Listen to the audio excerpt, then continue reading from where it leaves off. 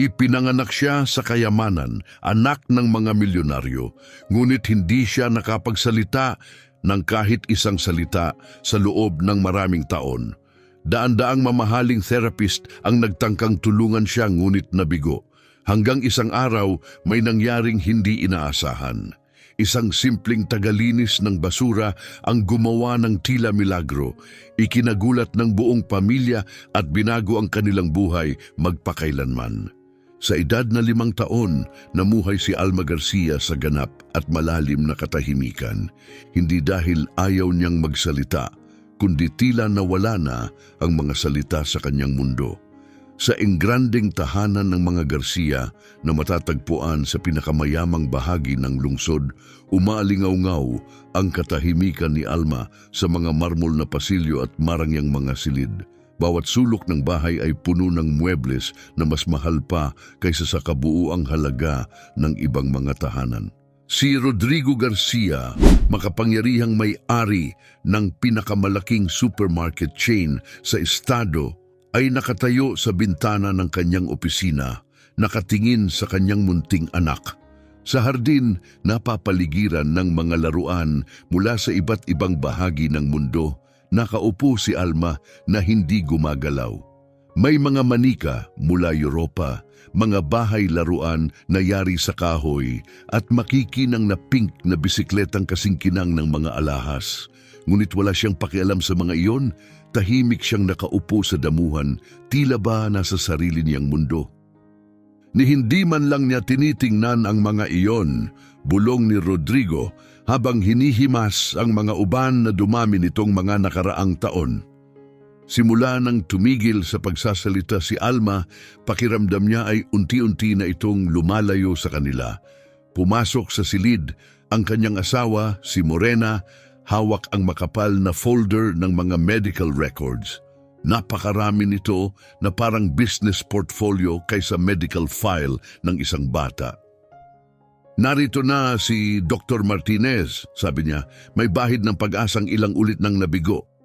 Si Dr. Francisco Martinez ay hindi basta-bastang doktor. Siya ang pinakamahusay na pediatric neurologist sa buong bansa. Nakaputing coat at may maliit na bilog na salamin, siya ay kilala sa pagtanggap ng mga kasong isinuko na ng iba. Kaya nang pumayag siyang tingnan si Alma, nagkaroon ng panibagong pag-asa ang mga Garcia. Magandang araw, pati ni Dr. Martinez habang umuupo sa mamahaling armchair sa sala. Nirepaso ko na po lahat, pisikal na malusog si Alma. Maayos ang takbo ng kanyang utak, normal ang pandinig, at maayos ang kanyang mga vocal cord. Kung ganoon, bakit hindi siya nagsasalita? Mahinang tanong ni Morena. Tanong na inulit-ulit na sa loob ng 2 taon. Ang selective mutism ay maaaring dulot ng emosyonal na stress, matinding pag-aalala o biglaang pagbabago sa kapaligiran ng bata, paliwanag ng doktor habang binubuklat ang mga papel. Ang mahirap dito, hindi tumutugon si Alma sa karaniwang mga therapy. Tumayo si Rodrigo at muling tumingin sa bintana. Nasa hardin pa rin si Alma, ngayon ay may hawak na patpat at gumuguhit sa lupa. Gumastos na kami ng napakalaking halaga sa mga eksperto, therapist, psychologist, espesyalista mula sa iba't ibang panig ng mundo. Wala pa ring nangyari, sabi niyang may halong inis. Baka panahon na para subukan ng ibang paraan, mungkahi ni Dr. Martinez. May gusto akong ipakilala. Ang pangalan niya ay Jocelyn Santos. Gumagamit siya ng alternatibong pamamaraan, mga teknik na hindi pangkaraniwan sa mga tradisyonal na therapy. Lumapit si Morena, interesado. Anong klase ng mga teknik ang gamit niya? Sensory therapy, karanasan sa kalikasan, at paglalagay ng mga bata sa bagong kapaligiran na di pamilyar sa kanila. Minsan, mas mahusay ang pagtugon ng mga bata kapag inilalayo sila sa kanilang nakasanayang mundo. 2 oras ang lumipas, pumasok si Jocelyn Santos sa bakuran ng mansyon ng mga Garcia. Isa siyang masayahing babaeng nasa 50 taong gulang, may kulot na buhok at palangiting mukha na tila banyaga sa formal na tahanang iyon. May dala siyang makulay na bag na puno ng kakaibang bagay, balahibo, makinis na bato at maliliit na instrumentong yari sa kamay. "Kamusta, Alma?" Masiglang bati ni Jocelyn habang naupo sa damuhan sa tabi ng bata, kapantay ang kanyang mata. Sa unang pagkakataon sa loob ng maraming oras, tumingin si Alma. Tinitigan niya ang bagong bisita na tahimik na pumasok sa kanyang tahimik na mundo. Hindi siya pinilit ni Jocelyn na magsalita. Sa halip, kumuha siya ng bamboo flute mula sa kanyang bag at tumugtog ng malumanay na himig. Tumigil si Alma sa pagguhit at nanood, tila nabighani. Ang dati walang buhay niyang mga mata ay biglang nagliwanag sa interes. Tumutugon siya, mahina pero puno ng pag-asa ang tinig ni Morena habang katabi si Rodrigo sa bintana. Pagkatapos, gumawa si Jocelyn ng di inaasahang bagay. Pumitas siya ng kaunting lupa at nagsimulang gumuhit sa tabi ni Alma, ginagaya ang kilos ng bata. Tiningnan ni Alma ang guhit ni Jocelyn, saka ang kanya, at sa unang pagkakataon sa loob ng 2 taon, tila may munting ngiti na sumilay sa kanyang labi. "Mahilig kang mag-drawing, ano?" tanong ni Jocelyn. Hindi sumagot si Alma, pero bumilis ang kilos ng kanyang kamay. Puno ng sigla ang kanyang guhit. Lumapit si Jocelyn at maingat na tumingin. Hindi ito basta mga doodle. May layunin ang bawat isa.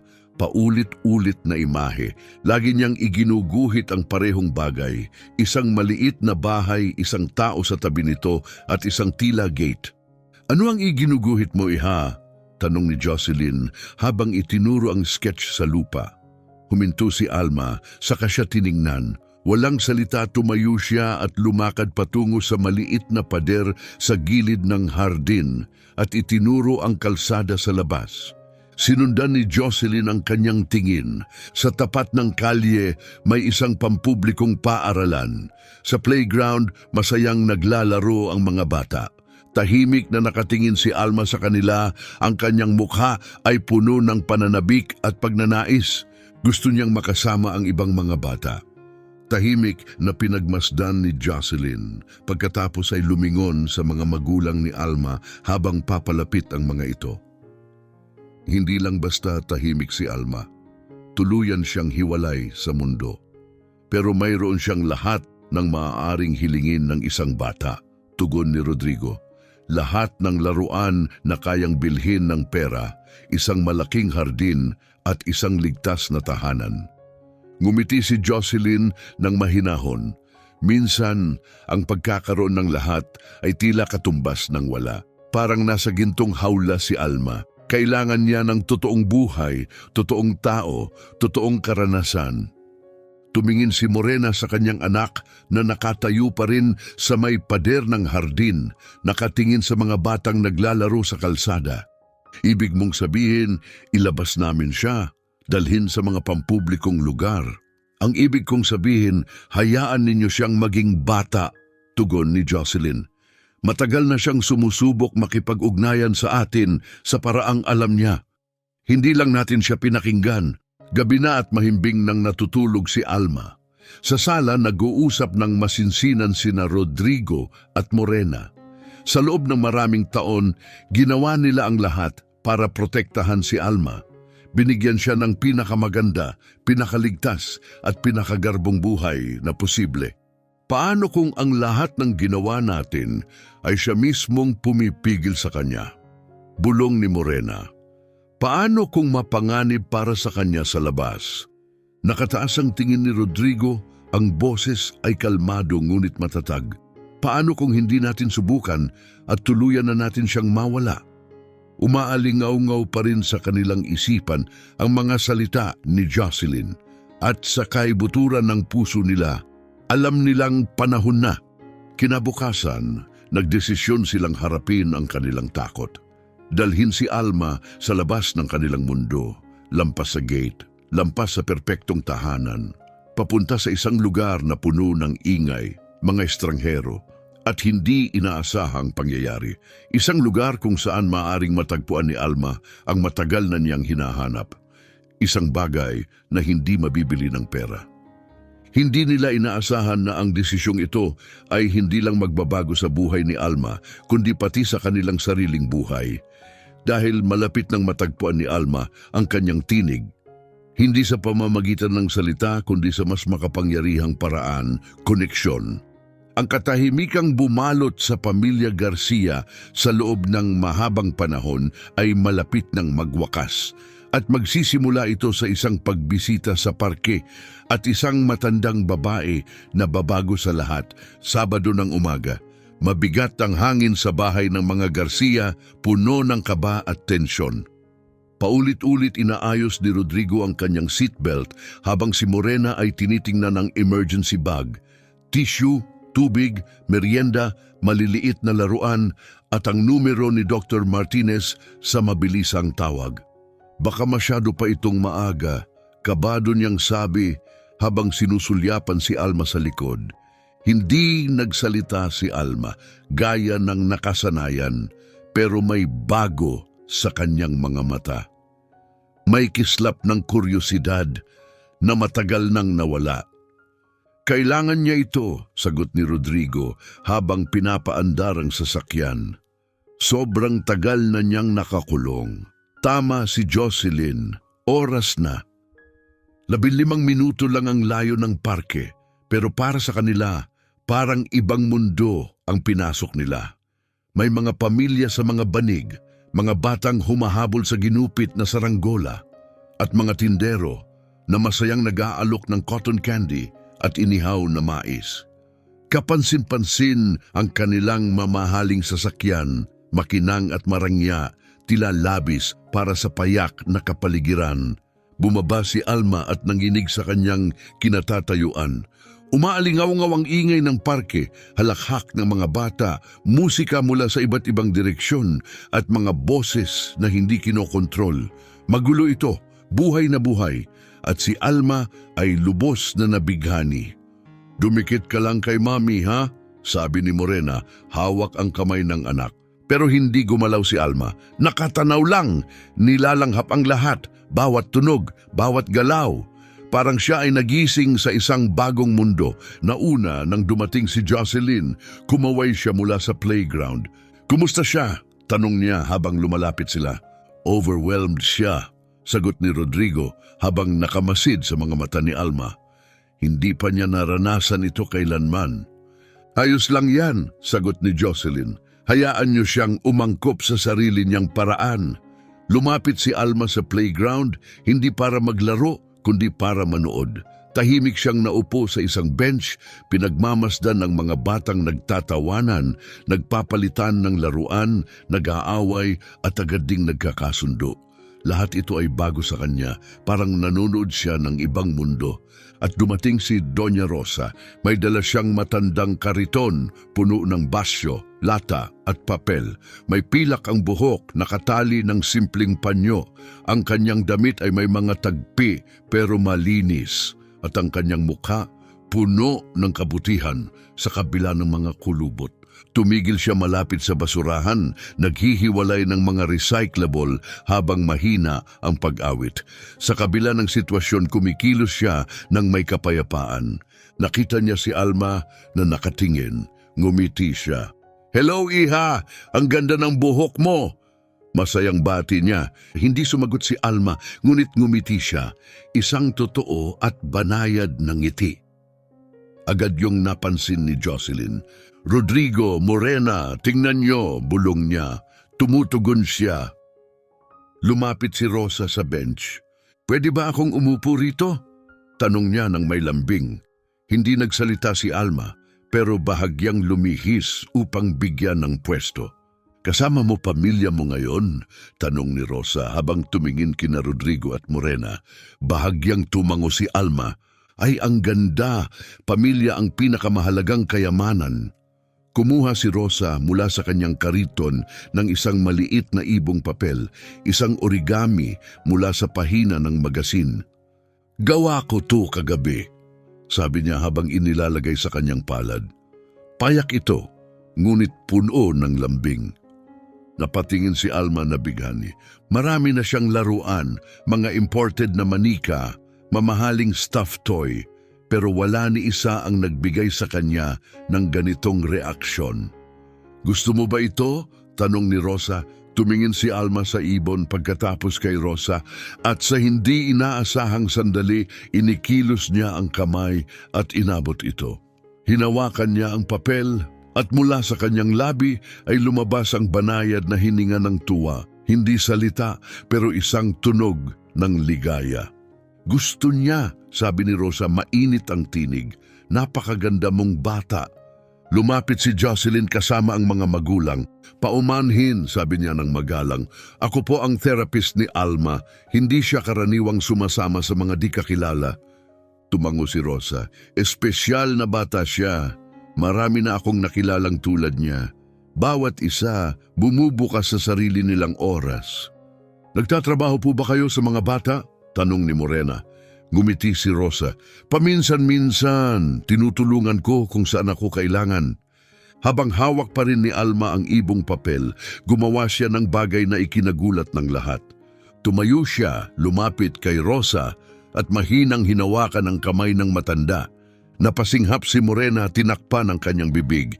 Tumingin si Rosa, puno ng lambing. "May gusto ka bang sabihin, iha?" Hindi sumagot si Alma. Sa halip, itinuro niya ang kariton ni Rosa, tapos itinuro ang sarili. "Gusto mong tumulong?" tanong ni Rosa, nagulat. Tumango si Alma, puno ng tahimik na sigla ang muka. "Alma, huwag!" Mabilis ang naging reaksyon ni Morena. Agad siyang humakbang palapit. "Delikado ito at hindi natin kilala ang babaeng ito." "Ma'am, ayos lang," mahinang sabi ni Jocelyn. "Hayaan nating ipakita ni Alma ang nararamdaman niya." Napansin ni Rosa ang tensyon, ngunit sa halip na umatras, ngumiti siya ng may kabaitan at pag-unawa. "Ayos lang," wika niya ng may init sa tinig. "Alam kong nais niyong protektahan siya. Hindi niyo ako kilala at naiintindihan ko yan." Pagharap kay Alma, dagdag pa niya, "Pero salamat sa napakatamis mong alok, prinsesita. Napakabait ng puso mo." At doon, nangyari ang isang bagay na hindi inaasahan ng sinuman. Binuka ni Alma ang kanyang bibig. Walang lumabas na salita, pero isang malinaw at maririnig na tunog ang sumambulat mula sa kanyang mga labi. Isang tunog na puno ng layunin na parang buong puso niyang sinusubukang magsalita. "Sinubukan niya," bulong ni Rodrigo, halos hindi makapaniwala. Sinubukan talaga niyang magsalita. Tinitigan ni Rosa si Alma na ang mga mata ay kumikislap sa damdamin. "Ang dami mong nilalaman sa puso mo, hindi ba, iha?" bulong niya. Lahat ng emosyon, lahat ng naiisip, naghihintay lang na makahanap ng tamang paraan para mailabas. Tumingin si Alma sa hawak niyang ibong papel. Dahan-dahan, iniabot niya ito pabalik kay Rosa. "Hindi, anak," sagot ni Rosa ng may lambing. "Iyo na yan ngayon. Pero kung gusto mo, maari kitang turuan kung paano gumawa ng marami pa." Nagningning ang mga mata ni Alma, isang saya na matagal nang hindi nasilayan ni na Rodrigo at Morena ang muling bumalot sa kanyang muka. "Kailangan nating mag-usap," seryosong sabi ni Jocelyn sa mga magulang. "May mahalagang nangyayari dito, malaki." Tumayo si Rosa at dahan-dahang inilapit ang kanyang kariton. Isang huling ngiti ang ibinigay niya kay Alma. "Isang biyaya ang makilala ka, iha. Sana'y magtagpo muli ang ating landas." Pero bago siya tuluyang makalakad palayo, may nangyari na ikinagulat ng lahat. Napahiyaw si Alma, hindi sa salita, kundi sa isang tunog na puno ng pag-aalala at sakit, sapat para patigilin ang lahat sa kanilang kinatatayuan. Ito ang iyak ng isang batang natatakot mawalan ng isang mahalaga. Mabilis na lumingon si Rosa, sakto lang upang makita si Alma na tumatakbo palapit. Walang alinlangan, niyakap ni Alma ang matandang babae, mahigpit, ayaw bumitaw. "Ayaw niya akong umalis," bulong ni Rosa habang banayad na hinahaplos ang likod ng bata. Napakaganda ng kanyang kaluluwa. Parang hindi ito totoo. Mangiyak-ngiyak na sabi ni Morena. Wala pa siyang naging ganyang reaksyon kahit kanino. Baka nga naghihintay lang siya ng tamang tao, bulong ni Rosa habang patuloy na yakap si Alma. Sa gitna ng mataong parke, sa gitna ng halakhakan ng mga bata, ng mga pamilyang namamasyal at ng simpleng kagandahan ng buhay, isang pambihirang bagay ang naganap. Natagpuan ni Alma Garcia ang isang bagay na hindi kayang ibigay ng kayamanan. Tunay na koneksyon, isang sandali ng ganap na pagkakaintindihan ng dalawang kaluluwa na sa lahat ng luhika ay hindi dapat nagtagpo, ngunit nagtagpo pa rin. At yun pa lamang ang simula ng isang pagbabagong hindi inaasahan ng sinuman. Tahimik ang biyahe pa uwi, pero ang katahimikang ito ay iba. Hindi ito katahimikan ng takot o pagkabigo, ito'y puno ng pag-asa, parang kalmadong hangin matapos ang bagyo. Mahigpit na hawak ni Alma ang origami bird sa kanyang dibdib, parang gawa ito sa ginto. Ang mga mata niya'y kumikislap, isang liwanag na inakala ni na Rodrigo at Morena na hindi na muling babalik. Pero may isa pang makabuluhang pagbabago. Hindi siya mapakali, paulit-ulit siyang tumitingin sa bintana parang may hinahanap. Hindi siya tumitigil sa paglingon sa labas. Obserbasyon ni Jocelyn mula sa harapan.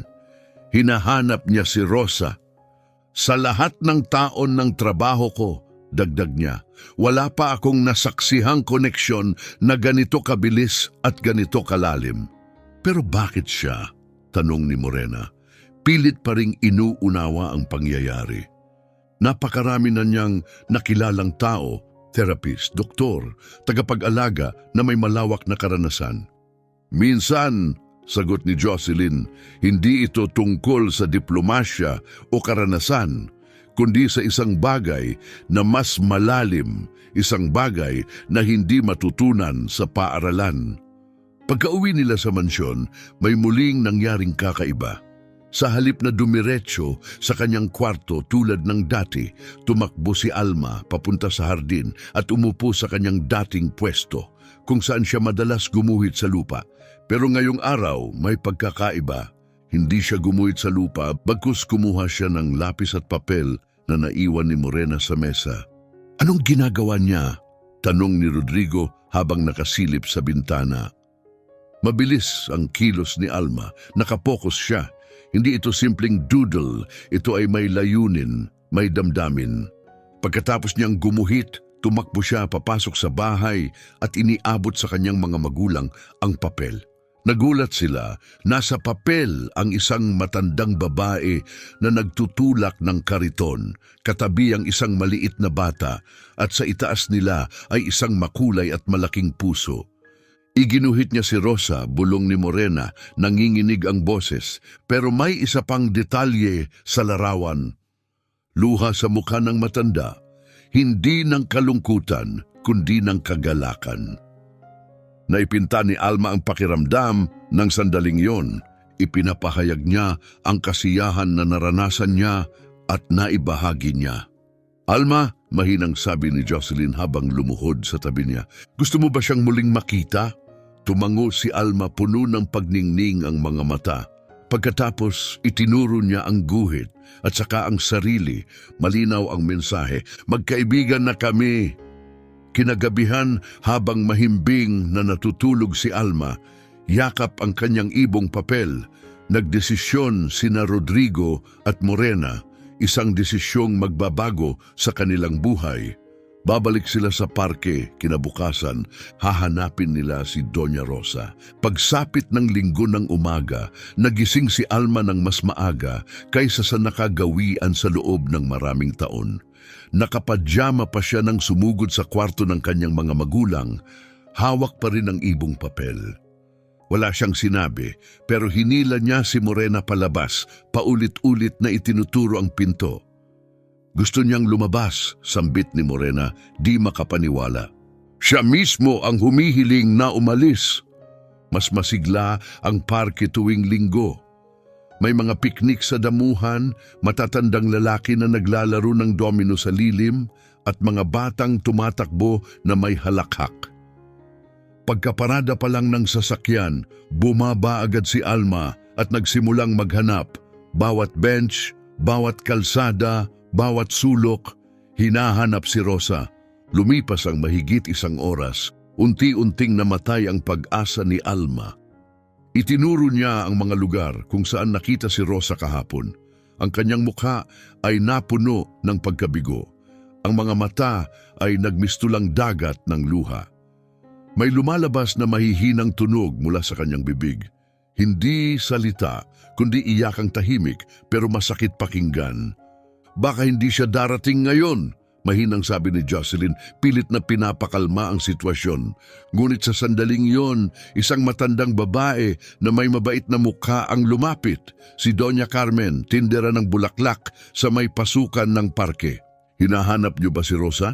Tanong niya, napansin ang lungkot ni Alma. Kilala niyo siya? Tanong ni Rodrigo, may bahid ng pag-asa. Siyempre, sagot ni Carmen, may ngiting puno ng pagmamalaki. Para sa kalahati ng mga batang narito, siya ay parang anghel na tagapagbantay. Higit pa siya sa isang simpleng tagapulot ng basura. Nagkatinginan sina Rodrigo at Morena, puno ng kuryosidad. Anong ibig niyong sabihin? Tanong ni Jocelyn. Tumango si Carmen at bumulong, parang may ibinubunyag. Matagal nang nawala ang nag-iisang anak ni Rosa. Mula noon, inialay niya ang kanyang buhay sa pagtulong sa mga bata. Tinuruan niya ang mga batang kalye na magbasa, tumulong sa marami para maampon at ginagamit pa niya ang sarili niyang pera para bumili ng gamit sa paaralan para sa mga walang-wala. Tumama sa puso ni Rodrigo at Morena ang mga salitang iyon. Hinusgahan nila si Rosa dahil sa kanyang kasuotan, sa kanyang kariton at sa kanyang simpleng pamumuhay. Hindi nila alam na naroon sila sa harap ng isang taong nakagawa ng higit pa kaysa sa kanila sa kabila ng lahat ng kanilang kayamanan. Alam niyo po ba kung nasaan siya ngayon? Tanong ni Morena, nanginginig ang tinig.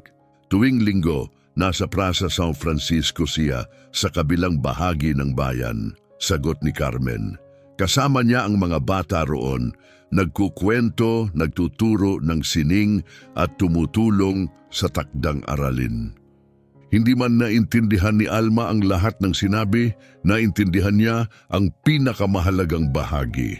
Hinila niya ang kamay ng kanyang ama. Sabik na muling makasama si Rosa. Ang biyahe papunta sa Plaza San Francisco ay tila paglalakbay sa ibang mundo. Iniwan nila ang makikinis na bangketa at magagarang tindahan. Palitan ito ng mga daang lupa, mas maliliit na bahay at isang mapagpakumbabang paligid. Pero sa gitna ng kahirapan, naroon ang totoong kasiyahan. Mga batang naglalaro ng tansan at kahoy, tumatawa, masigla, buhay na buhay. Pagdating nila sa plaza, hindi nila malilimutan ang tagpong nasilayan nila. Sa lilim ng isang malaking puno, nakaupo si Rosa sa isang lumang kahon, pinalilibutan ng 15 bata. Nagkukwento siya, may mga ekspresyon sa mukha, nag-iiba-iba ng boses para sa bawat karakter. Tuwang-tuwa ang mga bata, tumatawa, nagulat, pumapalakpak. Hindi nagatubili si Alma, tumakbo siya papunta kay Rosa. Nang makita siya ni Rosa, nagliwanag ang buong mukha niya sa tuwa. "Prinsesa ko!" Sigaw niya, nakabukas ang mga braso. "Bumisita ka sa akin!"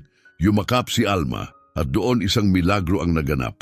Sa unang pagkakataon sa loob ng 2 taon, binigkas ni Alma ang isang salita.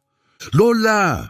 Tumigil ang lahat, napatigil ang mga bata, napahinto sina Rodrigo at Morena, natakpan ni Jocelyn ang kanyang bibig, gulat at galak. Lumuha si Rosa. "Apo ko sa puso," mahinang bulong niya, yakap pa rin ang bata. Lumapit ang isang batang babae, masayahin, may nagniningning na mga mata. "Hay, ako si Ninita," bati niya kay Alma. "Si Lola Rosa ang pinakamahusay magkwento. Gusto mo bang makipaglaro sa amin?" Tumingin si Alma sa kanya saka sa mga bata at sa ikalawang pagkakataon nagsalita siya, "Oo." Sa sandaling iyon, sa ilalim ng malawak na kalangitan, sa isang maalikabok at payak na plaza na puno ng mga batang walang marami ngunit bukas palad sa isa't isa. Naranasan ni Alma ang isang bagay na hindi pa niya lubos na naranasan noon. Ang dalisay at likas na ligaya ng pagiging bata. Lumapit si Rosa kina Rodrigo at Morena, pinupunasan pa ang mga luha. Napaka-espesyal ng anak niyo, mahinang sabi niya. Kailangan lang niyang matagpuan ang lugar kung saan payapa ang kanyang kaluluwa. Paano ka namin mapapasalamatan? Tanong ni Morena, nanginginig ang tinig. Sa loob ng 2 araw, nagawa mo ang hindi naming nagawa sa loob ng maraming taon. Umiling si Rosa, nakatingin pa rin kay Alma. Hindi ako yun, sagot niya. Siya, ako'y naroon lang nung kailangan niya ng isang taong makakakita sa kanya. Si Alma, siya talaga ang sagot. Tahimik lang siyang naghihintay sa tamang oras, sa tamang tao para tuluyang mamukadkad. Tahimik na nakatayo si Rodrigo, pinagmamasdan ang payak na parke sa paligid. Mga batang nagtatawanan, nagbabahaginan ng kung anong meron sila. Si Rosa nakaupo sa gitna nila, gumagabay ng walang hinihinging kapalit. At doon, bigla niyang napagtanto ang isang makapangyarihang katotohanan. Ilang taon siyang naghanap ng sagot sa maling lugar. Hindi ito nasa mga kilalang espesyalista, mamahaling therapy o eksperto mula sa ibang bansa. Narito pala ito sa kabutihan, sa tunay na koneksyon, sa tahimik na karunungan ng isang taong nagbibigay ng bukal sa loob at naiintindihan na ang pinakamahalagang bagay sa buhay ay hindi nabibili. Habang pinapanood niya ang kanyang anak, natutong magsalita, hindi perpekto, pero puno ng galak, alam niyang tuluyan nang nagbago ang kanilang mundo. Ang mga sumunod na araw sa bahay ng mga Garcia ay puno ng emosyon at pagkamangha. Hindi mapigilan ni Alma ang pagbanggit kay Lola Rosa. Paulit-ulit niya itong inuusal, parang mahiwagang orasyon. Tila binuksan nito ang isang pintuang matagal nang nakasara. Pero hindi lang ang mga salita ang ikinagulat ng kanyang mga magulang, kundi kung sino na siya ngayon. Nagigising siya ng maaga, tumatakbo papunta sa bintana para silipin kung nandoon na ang kanyang lola, at tuwing umaga, hinihila niya si Morena palabas ng bahay. "Lola! Lola!" sigaw niya araw-araw habang nakangiting nag-aabang sa pinto. Isang umaga habang nanonood si Rodrigo sa kanyang anak habang nag-aalmusal, mas marami siyang nasabi sa loob ng 3 araw kaysa sa nakalipas na 2 taon. Bulong niya, halos hindi makapaniwala. At tungkol lang sa iisang tao, tugon ni Morena, may luha sa mata habang pinapanood si Alma na masayang nilalaro ang ibong papel na hindi na niya hinawakan kailanman. Parang may binuksang bahagi sa kanya si Rosa na hindi natin maabot. Ang ideya na imbitahan si Rosa sa kanilang tahanan ay hindi naging madali. Nag-aalala si Rodrigo kung ano ang iisipin ng mga kasambahay o ng kanilang mga kapitbahay. Si Morena, bagamat bukas ang loob, ay ramdam ang tahimik na bigat ng inaasahan ng kanilang sosyal na komunidad. Pero malinaw ang nais ni Alma, kaunti lang ang kanyang sinabi, pero matatag ang kahulugan. Itinuro niya ang bahay at pagkatapos ang direksyon ng parke. "Lola, bahay," sabi niya. Si Jocelyn, na halos bahagi na ng pamilya, ay nagbigay ng mahinahong payo. Ipinapakita sa atin ni Alma kung ano ang kailangan niya, pagkatiwalaan natin siya. Ika-4 na araw, Huwebes. Sa kauna-unahang pagkakataon, bumisita si Rosa sa mansyon ng mga Garcia. Si Rodrigo mismo ang sumundo sa kanya. Tahimik si Rosa habang binabaybay nila ang lansangan. Mula sa masisikip na eskinita, patungong malalapad na kalsadang pinalilibutan ng mga mansyon. Pagdating nila sa harap ng malalaking gate, mahina niyang bulong. "Mas malaki pa ito kaysa sa buong gusaling tinitirhan ko." Sa pinto pa lang, naghihintay na si Alma. Nang makita niya ang kotse, tumakbo siya ng buong tuwa. "Lola! Lola! Bahay!" Sigaw niya, ang boses ay umaalingaw-ngaw sa buong kalye. Pagpasok ni Rosa sa napakalawak na pintuan, bumalot ang tensyon. Si Lucia, ang mayordoma ng 15 taon, ay tumingin kay Rosa ng mabilis, halatang may pagdududa. Si Nestor, ang hardinero, ay napatigil sa paggapas. Si Maria, ang kusinera, ay sumilip mula sa kusina, gulat at nagtataka. "Pasensya na, senyora, malamig na," sabi ni Lucia kay Morena. "Sigurado po ba kayong gusto niyong ipapasok ang babaeng ito?" Narinig ni Alma ang tono. At sa unang pagkakataon, tumayo siya sa harap ni Rosa, parang protektor, at itinaas ang kanyang mga braso, buong tapang. At saka siya sumigaw, puno ng damdamin, "Hindi, Lola, mabait!" Bumagsak ang katahimikan. Lumuhod si Rosa, marahang itinapat ang kamay sa balikat ni Alma. "Ayos lang, mahal ko," bulong niya. "Minsan, kailangan lang ng tao ng kaunting oras para maunawaan ang mga bagong bagay." Humakbang si Morena, matatag ang tinig. "Lucia, si Doña Rosa ay isang espesyal na panauhin. Inaasahan kong igagalang siya ng buong puso." Ikinamangha ng lahat ang paglibot ni Rosa sa mansyon. Pero ang nakakagulat, wala siyang interes sa karangyaan. Hindi siya nagtatanong tungkol sa mga mamahaling kasangkapan, ni hindi pinuri ang mga painting. Wala siyang pakialam sa material. Ang atensyon niya ay para lang kay Alma. Tahimik siyang nakinig habang ipinapakita ni Alma ang mga laruan, nagtanong tungkol sa kanyang mga guhit at masayang tumugon sa kanyang paputol-putol, ngunit sabik na mga pangungusap. At tuwing nagsasalita si Alma, parang kumikinang ang mukha ni Rosa, parang bawat salita ay isang hiyas. "Alma," mahinang wika ni Rosa habang nakaupo sa sahig, "ang dami mong magagandang bagay. Pero alam mo ba kung ano ang pinakamaganda sa silid na ito?" Tumagilid ang ulo ni Alma. "Ngiti mo," sagot ni Rosa, hinaplos ang pisngi ng bata. "At ang iyong tinig, sila ang tunay na kayamanan." Kumikinang ang mga mata ni Alma. Tahimik siyang lumakad patungo sa kanyang estante. Kinuha ang pinakamahal niyang manika, isang manikang Pranses na mas mahal pa kaysa sa sweldo ng iba sa isang buwan. Iniabot niya ito. "Para sa iyo, Lola," malinaw niyang sabi. Nangilid ang luha sa mata ni Rosa habang tinatanggap ang regalo. "Salamat, mahal ko," garalgal ang boses niya. "Pero alam mo ba kung ano ang mas gusto ko kaysa sa manikang ito?" "Ano?" tanong ni Alma. "Yakap! Ang mga yakap ang pinakamahalagang regalo sa mundo."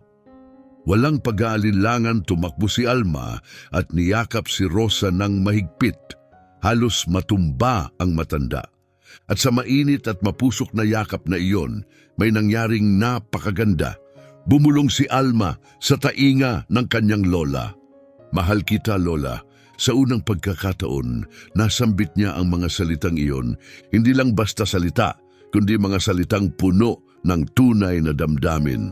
At sa sandaling iyon, ang katahimikang bumalot kay Alma ng napakatagal ay tuluyang napalitan ng pag-ibig. At ang mga salitang iyon, mga payak, dalisay, ay sinambit ni Alma para sa isang babaeng nakilala niya sa loob lamang ng isang linggo. Nakatayo si Rodrigo sa may pintuan, tahimik, hirap huminga sa bigat ng damdaming bumalot sa kanya. Ang kanyang anak na matagal nang namuhay sa katahimikan ay nagpahayag ng pagmamahal sa unang pagkakataon sa buong buhay niya. At ang pagmamahal na iyon ay hindi para sa kanya, hindi rin para kay Morena.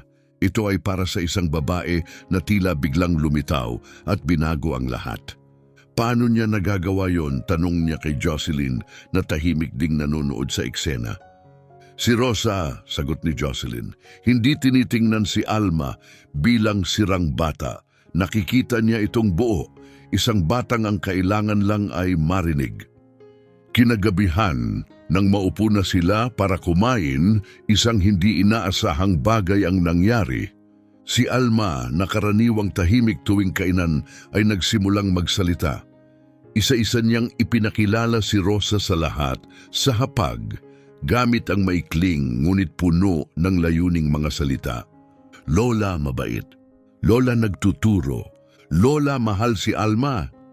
Itinuro niya si Rosa ng buong pagmamalaki sa bawat katagang kanyang binibigkas. Ngumiti si Rosa at mahinang tugon at itinuro sa akin ni Alma na ang tunay na kayamanan sa buhay ay yung dala natin sa ating puso. Napalunok si Morena, pinipigilan ang luha. Doña Rosa, mahinang sabi niya, maaari po ba akong magtanong ng isang personal na bagay? Siyempre, Hija, tugon ni Rosa. Paano niyo po nalalaman ang lahat ng ito tungkol sa mga bata? Tahimik si Rosa saglit, tumingin siya kay Alma na masayang nilalaro ang kanyang pagkain. Nagkaroon din ako ng anak noon, mahinang sabi niya. Kasing edad lang halos ni Alma nang huminto siya. Ramdam pa rin ang sakit kahit ilang taon na ang lumipas. Nang ano po? Tanong ni Rodrigo mahinahon. Nang umakyat na siya sa langit, sagot ni Rosa halos pabulong.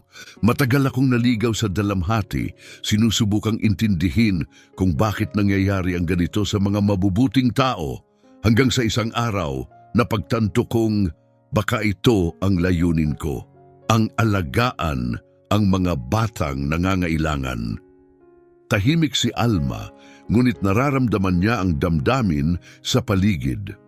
Bumaba siya mula sa kanyang upuan, lumapit kay Rosa at mahinang umakyat sa kanyang kandungan. Lola malungkot? Tanong niya, dahan-dahang hinihipo ang pisngi ni Rosa. Hindi na prinsesa, sagot ni Rosa habang ngumingiti sa kabila ng luha. Masaya na ulit si Lola. Nang gabing iyon, matapos makauwi si Rosa, ginawa ni Alma ang isang bagay na hindi pa niya kailanman ginawa. Tahimik siyang pumasok sa kwarto ng kanyang mga magulang, umakyat sa kama at humiga sa pagitan nila. Tumingala siya, mga matay kumikislap at mahinang sambit, Mommy, Daddy. Napatigil sina Morena at Rodrigo. Ito ang unang pagkakataon na direkta siyang nagsalita sa kanila. Mahal ko si Mommy, mahal ko si Daddy, mahal ko si Lola Rosa. Sa katahimikan ng gabing iyon, habang nakayakap si Alma sa kanilang pagitan, napagtanto nila ang katotohanan. Mali ang kanilang pinaghirapang hanapin. Hindi ang mga espesyalista, hindi ang mamahaling solusyon ang nakatulong sa paggaling ni Alma. Ito ay pagmamahal, payak, tapat. Walang hinihinging kapalit. Ipinakita sa kanila ni Rosa na ang pinakamahalagang sagot sa buhay ay hindi nagmumula sa kayamanan, sa agham o sa prestihiyo, kundi sa puso. Upang tunay na makita ang isang tao, kailangan mong tumingin gamit ang kaluluwa, hindi lamang ang mga mata. 2 linggo ang lumipas mula nang pumasok si Rosa sa buhay nila, at ang pagbabago kay Alma ay tila isang himala. Ang dati tahimik na bata ay ngayon masalita at masigla. Maikli pa rin ang mga pangungusap pero puno ng kahulugan. Nakikita niya ang lahat, nararamdaman niya ang malalim. Isang umaga habang nag-aalmusal, napatingin siya kay Rodrigo na abala sa cellphone. Si Daddy, laging trabaho, sabi niya seryoso. Pagod si Daddy. Napatigil si Rodrigo. Tama siya, hindi pa man lang siya tumingin kay Alma ng umagang yon. Sabi ni Lola Rosa, pamilya muna, pera pagkatapos, habang nangumunguya ng tinapay. Nagkatinginan sina Morena at Rodrigo na mangha. Paano nga ang 5 taong gulang na bata na halos hindi nagsalita ilang linggo ang nakalipas, ay biglang nakakaintindi ng mga aral na hindi pa nila lubos na nauunawaan. Patuloy na bumibisita si Rosa 3 beses sa isang linggo. At sa bawat pagbisita, dala niya ang higit pa sa regalo, dala niya ay karunungan. Ipinapakita niya kung paanong bumagal, makinig, maging naroroon. At si Alma lalong lumalago. Isang hapon habang kumakain ng tanghalian, bigla siyang nagsalita. Sabi ni Lola Rosa, may birthday party daw. Ngumiti si Morena. Kanino? Kay Alma, sigaw ni Alma. Pero hindi dito, Pchi, sa bahay ni Lola. Halos mabitawan ni Rodrigo ang tinidor. Sa bahay ni Rosa? Kumuha si Alma ng papel at nagsimulang gumuhit habang ipinaliliwanag. Simpleng party, mga bata sa plaza, maliit na cake, larong kalye. Sa kanyang guhit, nasa gitna si Alma, nakangiti, napapalibutan ng mga batang masaya. Walang balloons, walang buffet, walang engrandeng dekorasyon. Pero puno ng tunay na saya. Maingat na ipinaliwanag ni Morena, "Anak, palagi kang may party dito. May dekorasyon, lobo, malaking handaan." Ngunit tumingin si Alma ng diretso sa ina at buo ang tinig. "Ayoko nun. Gusto ko ng tunay na party, yung may totoong pagmamahal." Tumama ang mga salita ni Alma kay Rodrigo na parang suntok sa dibdib. Tunay na party, tunay na pagmamahal. Ano ang naibigay nila kay Alma sa lahat ng taon ng pagiging magulang kung hindi ito? Nang dumating si Rosa para sa kanyang nakasanayang pagbisita, tumakbo si Alma patungo sa kanya, hawak-hawak ang isang guhit. "Lola, party sa bahay mo." Masayang sigaw niya habang iniangat ang kanyang iginuhit. Tumingin si Rosa sa guhit, saka kay Rodrigo at Morena, may alinlangan sa mata. "Sigurado ba kayo rito?" tanong niya. "Maliit lang ang bahay ko, napakasimple." Ngunit ngumiti si Jocelyn may lambing. Diyan nga mismo siya nasasabik. Tinuturuan tayo ni Alma kung ano ang tunay na mahalaga. Bubukasan na ng bibig si Rodrigo upang tumutol. Paano tayo magkakaroon ng party sa... Ngunit nakita niya ang mga mata ni Alma. Hindi niya gusto ng perpektong party. Gusto niya ng totoong party. Sabado, pumasok ang pamilyang Garcia sa isang komunidad na dati nakikita lamang nila sa balita. Ang mga sementadong kalsada ay naging tambakan ng aspaltong may lamat. Ang magagarang fasada ng kanilang subdivision ay napalitan ng payak na tahanan, mga batang naglalaro sa kalye at mga kapitbahay na masayang nagkukwentuhan mula sa mga hagdanan. Mayroon dito na hindi kailanman naramdaman sa kanilang mansyon. Buhay, totoo, makulay at magkakabahagi. "Nandito na tayo," sigaw ni Alma, habang humihinto ang kotse sa harap ng maliit ngunit malinis na bahay.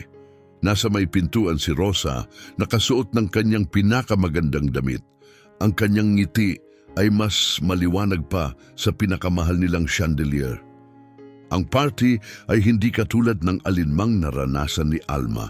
Walang mamahaling lobo o caterer. Mga banderitas lang na galing sa lumang magasin, isang homemade cake at tawanan na umaalingaw-ngaw sa buong kalye. Walang magarbong musika, kundi mga simpleng laro. "Gusto mong magtaguan?" tanong ni Ninita sabay hawak sa kamay ni Alma. "Hindi ko alam kung paano," sagot ni Alma. "Halika, ituturo ko." At sabay silang tumakbo palayo, puno ng saya. Nakatayo lamang sina Rodrigo at Morena, walang imik, pinagmamasdan ng kanilang anak na tumatawa, tumatakbo, umiikot, nadadapa, at muling bumabangon. "Hindi pa siya ngumiti ng ganito kailanman," bulong ni Morena. "Kasi," marahang sagot ni Rodrigo, "hindi natin siya binigyan ng pagkakataong maging bata." Dumating ang gift exchange. Bitbit ni Alma ang maleta ng mga mamahaling laruan, mga manika mula sa Europa, plush toys na may boses, gadgets na kumikislap. Ngunit nang isa-isang lumapit ang mga batang taga-komunidad, isang mahikang eksena ang sumunod. Si Carlos may dalang kotse-kotsehang gawa sa karton ng gatas. Si Anita may manikang tinahi ng kanyang ina. Si Rogelio may trumpo mula sa tansan at palito. "Ito ang pinakamagagandang regalo na natanggap ko." Sigaw ni Alma, niyayakap ang bawat isa na parang ginto. At pagkatapos, ginawa ni Alma ang isang bagay na hindi inaasahan ng kahit sino. Binuksan niya ang maleta at nagsimulang ipamigay ang sarili niyang mga laruan. "Para sa iyo, Carlos." "Para sa iyo, Anita." "Para sa iyo, Rogelio." Napatakbo si Morena. "Alma, mga laruan mo yan." "Hindi ko kailangan," mahinahong sagot ni Alma. "May mga kaibigan ako, may Lola Rosa ako, may pagmamahal ako, mas mahalaga yun kaysa laruan."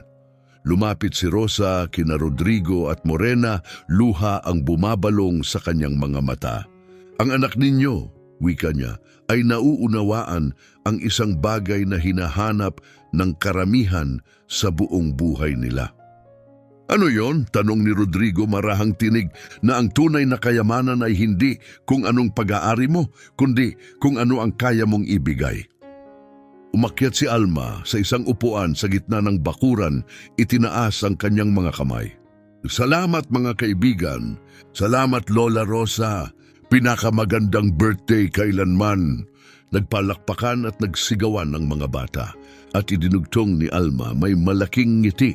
Ngayon pamilya na tayo, malaking pamilya, masayang pamilya. Umiyak sina Rodrigo at Morena, hindi sa lungkot kundi sa isang malalim na pagkaunawa na sa dami ng perang ginastos nila para sa kaligayahan ni Alma, ay hindi nila nahanap ang pinakaimportanteng bagay. Ang kailangan ni Alma ay hindi ang grandeng selebrasyon. Kailangan niya ay ang makaramdam ng pagkakabilang. Lola Rosa! Sigaw ni Alma, bumaba mula sa upuan at tumakbo sa kanya. Pwede ka bang tumira sa amin habang buhay? Lumuhod si Rosa at niyakap siya ng mahigpit. Anak ko, hindi ko kailangang tumira sa bahay niyo para maging lola mo. Ang pagmamahal ay hindi nakatira sa pader, nakatira ito sa puso. Kaya dito ka nakatira, sabi ni Alma, sabay patong ng kamay sa kanyang dibdib. At ako naman, dito nakatira, dagdag niya, tinapat ang kamay sa dibdib ni Rosa. Tumpak, ngiti ni Rosa may luhang ligaya. Pagkatapos ng party, ayaw pa sanang umalis ni Alma. May natagpuan siya sa simpleng kalyeng iyon, isang bagay na hindi kailanman ibinigay ng kanyang mansyon, pakikipagkapwa. Sa biyahe pa uwi, habang dumadaan ang mga ilaw ng lungsod, tumingala si Alma at sinabi ang mga salitang magbabago sa lahat. Mommy, Daddy, gusto kong tumulong kay Lola Rosa. Gusto kong tumulong sa mga batang gaya ng mga kaibigan natin. Lumingon si Morena, nagtataka. Anong ibig mong sabihin, anak? Tumutulong si Lola Rosa sa maraming bata. Wika ni Alma mula sa likod ng sasakyan, may pagninilay sa boses. Kailangan nila ng eskwela, pagkain, pagmamahal. May pera tayo, pwede tayong tumulong. Dahan-dahang pinahinto ni Rodrigo ang sasakyan, humarap sa anak at tumingin sa kanya. Gusto mong gamitin natin ang pera natin para tumulong sa ibang mga bata? Oo, sagot ni Alma, walang alinlangan. Maliit ang boses pero napakalaki ng paninindigan. Ang perang nakatambay lang, malungkot, pero ang perang tumutulong, iyon ang masayang pera. Gabing iyon magkatabi sina Rodrigo at Morena, kahit tulog na si Alma, may mga bukas na kuwaderno sa harap nila, mga plano, mga pangarap na nagsisimulang mabuo. Ibinigay ng kanilang anak ang pinakamahalagang aral ng kanilang buhay. Sa loob ng maraming taon, ginamit nila ang kanilang kayamanan para ibigay kay Alma ang lahat. Mga laruan, seguridad, prestihiyosong serbisyo. Ngunit hindi kailanman nila inisip na gamitin ang parehong kayamanan upang ibigay kay Alma ang tunay na kailangan niya. Koneksyon, layunin, pagmamahal na naibabahagi. Ang batang minsang hindi nagsasalita ay siya na ngayong tinig ng kanilang pamilya. At ang kanyang mensahe ay simple at makapangyarihan. Ang tunay na yaman ay hindi kung ano ang pinapanatili mo, kundi ang naibibigay mo ng may pagmamahal. Isang buwan matapos ang birthday party ni Alma, sa payak na bakuran ni Rosa, nagbago ang lahat. Si Alma ay nagsasalita na ng malaya, masaya, walang pag-aalinlangan. Parang matagal lang siyang naghihintay na mabuksan ang pinto. Ngunit higit pa sa kanyang mga salita ay ang kanyang karunungan. Isang umaga habang nag-aalmusal, tumingala siya kay Rodrigo na abala sa pagbabasa ng mga kontrata. Daddy, sabi niya, naaalala mo nung hindi ako nagsasalita? Inilapag ni Rodrigo ang mga papel. Naalala ko, prinsesa. Bakit mo natanong? Hindi ako pipi noon, sagot niya habang iniikot ang tsokolating gatas. Naghihintay lang ako ng mahalagang sasabihin. Napatingin si Morena, walang masabi. Paanong isang napakabatang bata ay nakakapagsalita ng ganoong kaliwanag? At ngayon meron ka na? Tanong ni Rodrigo, may panggigilalas. Tumango si Alma. Ngayon alam ko na gusto kong tumulong sa mga tao tulad ni Lola Rosa. At sa mismong umagang yon, isang hindi inaasahang bagay ang nangyari. Tumawag si Dr. Francisco Martinez, ang nangungunang neurologist sa bansa na minsan ay nabigong matulungan si Alma. May problema ba? Tanong ni Rodrigo, agad na nag-aalala. Hindi, kabaligtaran, sagot ni Dr. Martinez.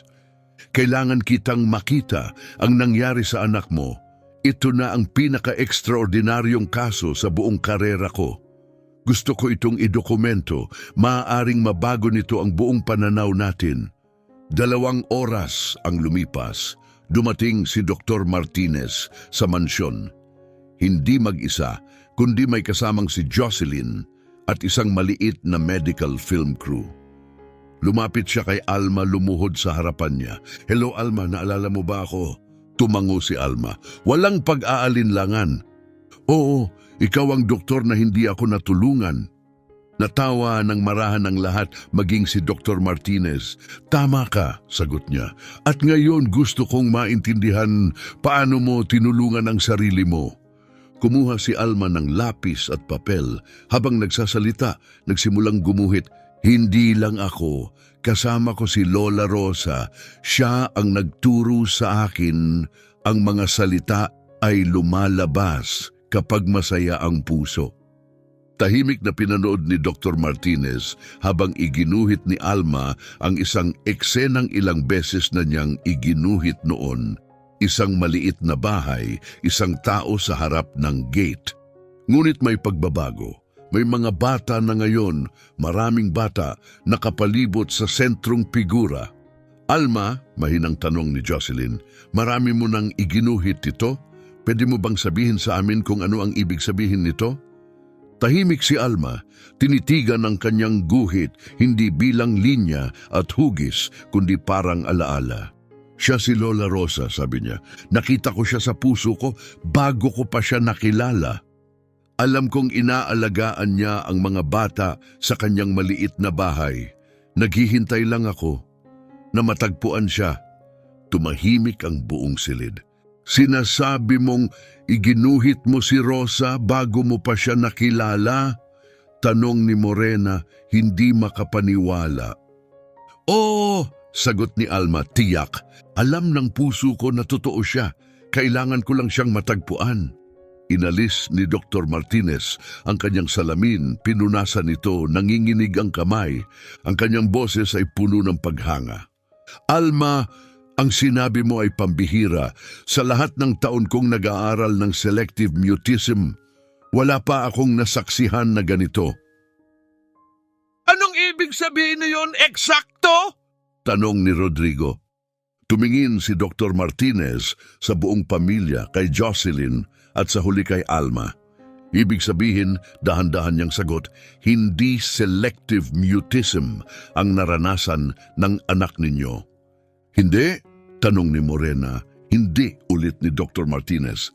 Ang karanasan ni Alma ay isang bagay na maaari nating tawagin bilang intentional silence. Hindi natigil ang kanyang katawan at isipan. Naghihintay lang siya.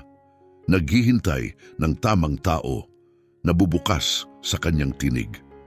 Tumulo ang luha sa mata ni Jocelyn at mahinang dagdag, kaya walang gumana sa mga therapy namin kasi si Alma hindi kailangang gamutin. Kailangan lang siyang makita. Habang abalang gumuguhit si Alma, isang hindi ka panipaniwalang sandali ang unti-unting umusbong, isang tagpo na magbabago sa pananaw ng medisina pagdating sa mga batang tulad niya. Pwede ba akong magtanong, Alma? Mahinahong tanong ni Dr. Martinez habang yumuyuko upang mapantayan ang kanyang tingin. Gusto mo bang tumulong sa ibang batang hindi makapagsalita? Nagliwanag ang mukha ni Alma. Pwede yon? Kung papayag ang mga magulang mo, sagot ng doktor. Nais naming ikwento ang karanasan mo para maibahagi sa mga doktor, magulang at bata sa buong mundo. Lumingon si Alma kina Rodrigo at Morena. Pwede ba akong tumulong sa mga batang tulad ko dati? Siyempre, anak, sagot ni Morena, ang boses ay puno ng damdamin at pagmamataas. Ngunit may idinagdag si Alma na walang inaasahan, isang bagay na tanging si Alma lang ang makapagsasabi. May kondisyon ako, sabi niya ng seryoso. Kasama si Lola Rosa, siya ang nagturo sa akin kung paano magsalita. Nang hapon ding iyon, dumating si Rosa para sa kanyang karaniwang pagdalaw. Ngunit nagulat siya sa eksena sa loob ng mansyon. Mga ilaw, kamera at mga tao na abala. Ano bang nangyayari dito? Gulat na tanong niya. Lola! Sigaw ni Alma sabay yakap. Tutulong tayo sa mga bata, katulad ng ginawa mong pagtulong sa akin. Tumingin si Rosa sa paligid halatang nahihiya. Alma, anak, hindi ako sigurado kung ako ang tamang tao para sa ganito, mahina niyang sabi. Ikaw nga ang tamang tao, sagot ni Alma, mahigpit ang hawak sa kamay niya. Lumapit si Dr. Martinez. Doña Rosa, ang ginawa niyo kay Alma ay isang himala. Gusto naming maunawaan ito, maidokumento. Idokumento ang ano? Ani Rosa, medyo natatawa. Wala akong mga teorya, doktor. Minahal ko lang siya. Ngumiti si Jocelyn, tumango. At yun mismo ang nais naming ipakita sa mundo, ang pagmamahal bilang therapy. Ang mga sumunod na oras ay lumampas sa usaping medikal. Sa tabi ni Rosa habang nakaon ang mga kamera, ikinuwento ni Alma ang kanyang karanasan, hindi bilang biktima o pasyente, kundi bilang isang gabay. Ako si Alma, panimula niya, diretsyong nakatingin sa lente. At sa mahabang panahon, hindi ako nagsalita. Hindi dahil hindi ko kaya, kundi dahil hindi ko pa natatagpuan ang lola ng puso ko. Maingat na pinisil ni Rosa ang kamay niya. Sinubukan ng mga magulang ko ang lahat, mga doktor, gamot, laruan mula sa buong mundo. Pero ang kailangan ko lang talaga ay isang taong makakakita na ayos na ako. Naghihintay lang. At dumating ang sandaling tumunaw sa puso ng lahat. Lumingon si Alma kay Rosa at mahina, ngunit buong puso niyang sinabi, tinuturuan ako ni Lola Rosa na ang pagmamahal ay hindi binibili. Ibinibigay ito. At kapag may taong tunay na nagmamahal sa iyo, kusa na lang lumalabas ang mga salita. Napaluha si Rosa at muling nagsalita si Alma, mas matatag. Ngayon, gusto ko ring tulungan ang ibang bata na matagpuan ng kanilang espesyal na tao. Pagpatay ng mga kamera, halatang natigilan si Dr. Martinez. Maaaring mabago nito ang paraan natin sa pagtugon sa mga batang may suliranin sa komunikasyon, wika niya. Ngunit maliit na tinig ang dahan-dahang sumagot, hindi po ito tungkol sa therapy, doktor. Minsan, hindi kailangang ayusin ang mga bata, kailangan lang silang mahalin sa tamang paraan. Walang nakatangi, walang nakasagot. Sa katahimikang iyon, nagdesisyon si Rodrigo, isang hakbang na magpapabago sa buhay ng napakaraming pamilya. Tinawagan niya ang kanyang abogado at accountant. Nais kong magsimula ng foundation, anunsyo niya, para sa mga batang hirap magsalita, para sa mga pamilyang walang sapat na tulong. Ang pangalan? The Alma and Rosa Foundation. Yumakap si Morena sa kanya, may luha sa mga mata. At gusto kong si Rosa ang maging educational director, dagdag ni Rodrigo. Hindi empleyado, partner. Nang malaman ito ni Alma, nagsayaw siya sa tuwa. Ngayon, matutulungan ni Lola ang napakaraming bata. Matututuhan nila ang natutunan ko na ang pagmamahal ang pinakamahusay na gamot.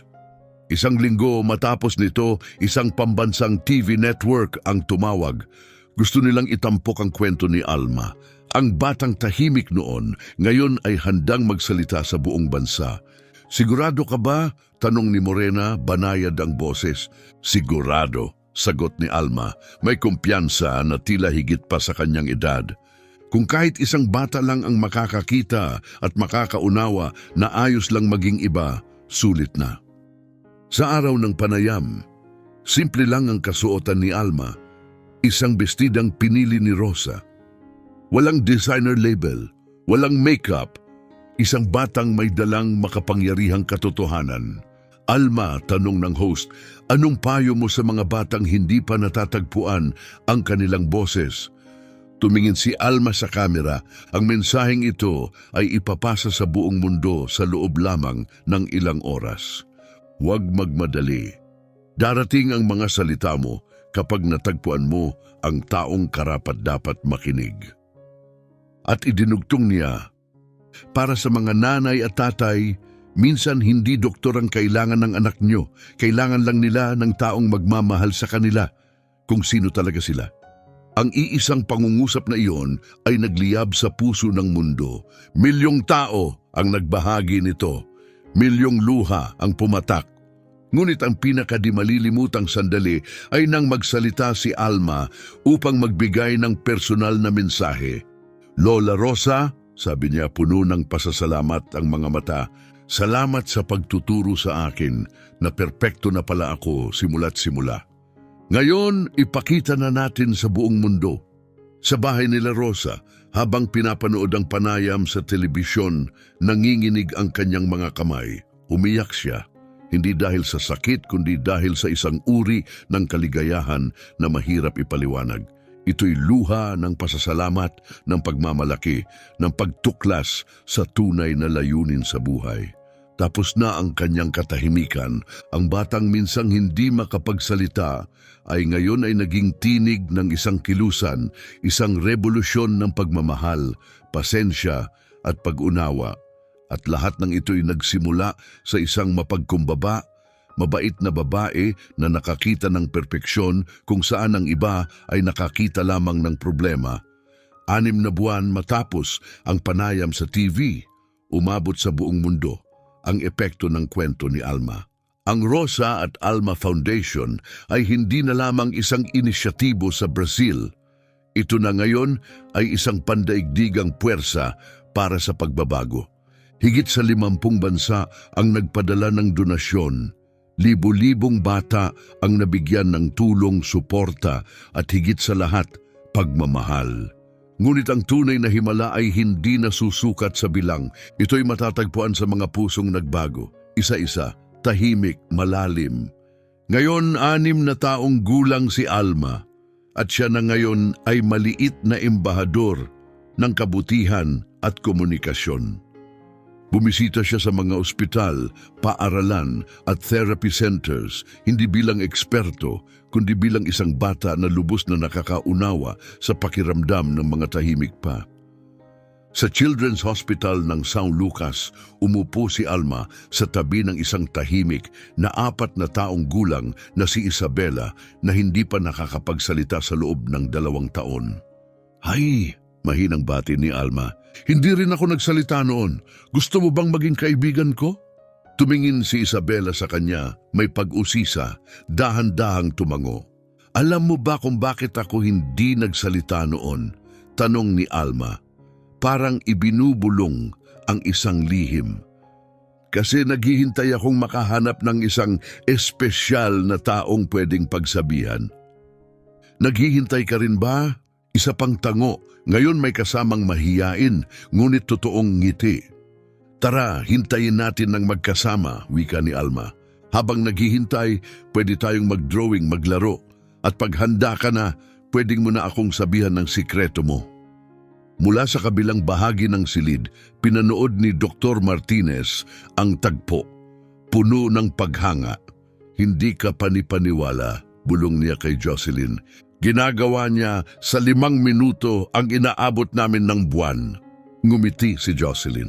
"Iyon ay dahil hindi siya tumitingin sa problema," sagot niya. "Ang nakikita niya ay posibilidad." Samantala si Rosa na ngayon ay nahahati ang oras sa pagitan ng mansyon at therapy center ay naging pinakamamahal na tagapagturo ng buong Brazil.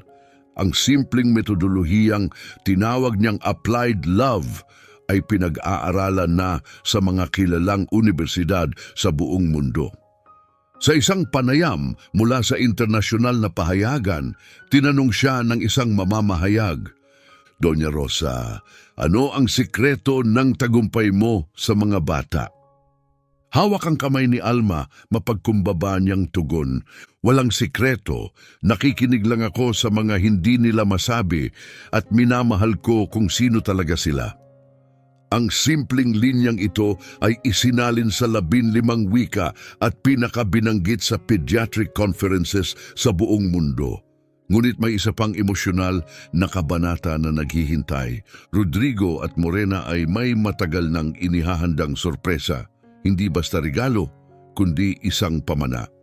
Isang umaga habang kumakain sila ng agahan, ngumiti si Rodrigo kay Alma. "Anak, gusto mo bang makita ang inihanda naming sorpresa para kay Lola Rosa?" "Anong klaseng sorpresa?"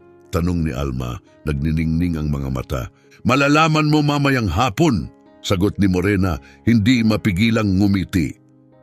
Pagdating nila sa dating lugar ni Rosa, tumingin-tingin si Alma sa paligid, litong-lito. Nasaan ang bahay ni Lola? Tumuro si Rodrigo sa isang makintab na plake sa may gate, Rosa Educational Center, kung saan natatagpuan ng bawat bata ang kanilang tinig. Sa may pintuan, nakatayo si Rosa, nakaputing coat, may burdang pangalan, Director Rosa. Pagkakita ni Rosa kay Alma, bumagsak ang luha sa kanyang mga mata. "Prinsesa ko," wika niya, nakabukas ang mga bisig. "Maligayang pagdating sa bagong tahanan natin." Tumakbo si Alma sa yakap niya. "Lahat ito sa atin. Ito'y para sa bawat batang kailangan ng pagmamahal," sagot ni Rosa, ngumiti sa gitna ng luha. "At ikaw, apo ko, ay ang honorary director." Sa loob natigilan si Alma. May makukulay na silid-aralan, maliwanag na aklatan, painting studio at indoor playground. Ngunit isang silid ang tumawag ng pansin, the Alma Room, isang tahimik at ligtas na espasyo para sa mga batang nahihirapang magsalita. "Lola," bulong ni Alma, nangingilid ang luha, "ito ang pinakamagandang lugar na nakita ko." "At simula pa lang ito," dagdag ni Rodrigo, "magpapatayo pa tayo ng 10 katulad nito sa susunod na 2 taon. Kinahapunan, ginanap ang formal na pagbubukas ng sentro. Pamilya, doktor, therapist, bata, lahat ay naroon. At si Alma ang inanyayahang magsalita. 6 na taong gulang, hawak pa rin ang ibong papel na minsang ibinigay ni Rosa. Handang magsalita sa harap ng higit sa 1,000 tao. Lumuhod si Morena at inayos ang buhok ni Alma. "Ninenerbyos ka ba?" Ngumiti si Alma. "Bakit ako matatakot kung tungkol ito sa pagmamahal?" Umakyat siya sa entablado, tahimik ang lahat. Ang pinakamaliit sa silid ay magbabahagi ng pinakamalaking katotohanan. "Hay po sa inyong lahat." Magsimulang magsalita si Alma, malinaw at matatagang tinig, umaabot sa bawat sulok ng auditorium. "Ako si Alma," aniya, "at 1 taon lang ang nakalipas, wala akong sinasabi kahit isang salita." Isang alon ng emosyon ang dumaloy sa mga tagapakinig. Bulong ng damdamin, malalim na hinga, magulang na hawak ang kamay ng isa't isa. "Akala ng mga magulang ko may mali sa akin. Sabi ng mga doktor may kondisyon daw ako." Sandaling tumigil siya. "Pero ang totoo, naghihintay lang ako. Hinihintay kong makilala si Lola Rosa." Lumingon siya at itinuro si Rosa na kaupo sa unang hanay, ang kanyang mukha binabalot ng luhang masaya. Itinuro niya sa akin na walang sirang bata. May mga batang naghihintay lang na makita talaga ng isang tao. Nagpalakpakan ng buong silid, ngunit marahan niyang tinaas ang kamay, humihiling ng katahimikan. "May gusto akong malaman ninyong lahat," patuloy niya. "Ang center na ito ay tutulong sa maraming batang tulad ko. Pero hindi mo kailangang magkaroon ng magarang gusali o maraming pera para makatulong sa isang bata." Huminga siya ng malalim. Isang bagay lang ang kailangan, tunay na pagmamahal. Pagmamahal na nakikinig ng hindi humuhusga. pagmamahal na marunong maghintay, pagmamahal na nakakakita ng kagandahan kahit sa katahimikan, hawak ng lahat ang hininga. Iniaalay ko ang center na ito sa bawat batang patuloy na naghihintay ng isang taong maniniwala sa kanila. Pagharap niya sa mga magulang, guro, doktor at opisyal sa harap niya, at sa lahat ng nanay at tatay dito ngayon, hindi kailangang ayusin ang anak nyo. Kailangan lang silang mahalin. Parang kidlat ang mga salitang iyon. Lumuha ang lahat, nagpalakpakan, tumayo. Hindi dahil sa isang performance, kundi dahil sa katotohanang nanggaling sa puso ng isang bata. Pagbaba ni Alma sa entablado, sinalubong siya ni Rosa, yakap ng buong pagmamahal. Apo sa puso ko, bulong ni Rosa, nanginginig ang tinig. Ikaw na ngayon ang guro ko. Ngumiti si Alma sa gitna ng luha. At ikaw, Lola, ay palaging magiging una at pinakamahusay kong guro. Lumapit si Dr. Martinez, halatang apektado. Alma, alam mo ba na makakatulong ka sa libu-libong bata dahil sa center na ito? Tumango si Alma, ngunit mahinahong nagwasto. Hindi ang gusali ang tumutulong. Ang tumutulong ay yung mga taong nasa loob, yung mga nagtatrabaho na may pagmamahal. Ito lang ang lugar kung saan nangyayari ang pagmamahal. Sa huling pahina ng ulat ni Jocelyn, isinulat niya ang mga salitang binago ang mga modelo ng paggamot sa buong mundo. Pinatutunayan ng kaso ni Alma Garcia na hindi lahat ng suliranin sa komunikasyon ng mga bata ay disorder. Minsan, isa lang itong batang naghihintay ng tamang damdaming kapaligiran para mamukadkad. 5 taon ang lumipas, si Alma, ngayon ay 11 taong gulang, ay naging tinig ng milyon-milyong bata sa buong mundo. Nagbibigay siya ng pananalita sa mga global conference, summit sa edukasyon at mga forum ng medisina. Hindi dahil sa diplomasya, kundi sa karanasang nabuhay, talinong damdamin at isang mensaheng matagal nang kailangang marinig ng mundo. Ngunit sa lahat ng iyon, hindi niya kailanman nakalimutan ang pagmamahal na nagbukas sa lahat. Isang hapon, habang naglalakad sila ni Rosa sa hardin ng center, ngayon ay pinakamalaking social project sa bansa, nagtanong si Alma, "Lola, alam mo bang magsasalita ako nung unang beses mo akong nakita?" Huminto si Rosa sa paglalakad. Halos kasintangkad na ni Alma ang kanyang lola ngayon. "Alam ko," sagot niya. "Hindi ko alam kung kailan, pero alam ko na may buong universo sa loob ng dibdib mo. Naghihintay lang ng tamang sandali para lumabas." "Paano mo alam?" tanong ni Alma. "Kasi nakita ko ang sarili ko sa iyo," sagot ni Rosa. Mahinahon, isang batang may malaking puso, naghihintay lang ng taong kayang tumanggap ng ganong pagmamahal. Yumakap si Alma kay Rosa, mahigpit, tahimik, walang kamera, walang palakpakan, sila lang. At sa yakap na iyon, nakatira ang lahat ng pagmamahal na minsang gumising sa isang pusong tahimik.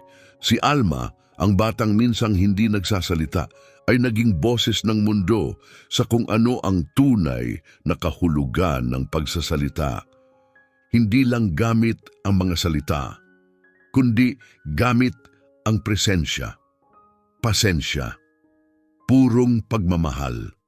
At si Rosa, ang dating simpleng tagapulot ng basura, ay natuklasang ang pinakamahalagang bagay na pwedeng kolektahin ay ang mga pusong uhaw sa pagmamahal. Magkasama silang nagpapatunay ng isang katotohanang mas malalim pa sa medisina o siyensya. Hindi kailangan ng milagro, ng ebidensya. Kailangan lang nito ng dalawang kaluluwang handang magtagpo sa katapatan, sa habag at sa pagmamahal na walang hinihinging kapalit. Ang kwento ni na Alma at Rosa ay naging alamat, ngunit ang pinakatunay na aral, buhay ito sa bawat batang patuloy na naghihintay at sa bawat matandang handang makinig, hindi lang sa boses, kundi sa katahimikang ang hinihintay lang ay mahalin.